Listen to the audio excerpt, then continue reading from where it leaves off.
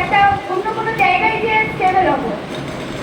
কিন্তু যখন এই সিস্টেমটা পাই এবং বুঝতে পারি আস্তে আস্তে, তারপরে আমি এই সিস্টেমটাকে একটু সিরিয়াসভাবে শিখি।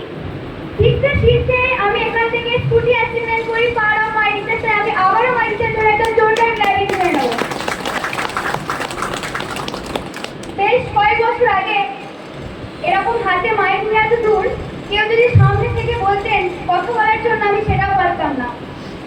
কিন্তু এই সিস্টেম আমাকে কথা বলতে শিখিয়েছে, ইনকাম তো অবশ্যই দিয়েছে, স্বপ্ন পূরণ করার রাস্তা দেখিয়েছে। তো এই সিস্টেমটা আমি যার থ্রুতে পেয়েছি, থ্রু বলতে অনেকের বাড়ির অনেক গার্জেনের সমস্যা থাকে যে মেয়ে কাজ করতে যাবে বাইরে। এখনকার যুগে দাঁড়িয়ে আমরা যদি দেখি 99% মানুষের একটাই সমস্যা, বাড়ির সমস্যা। Yes or no?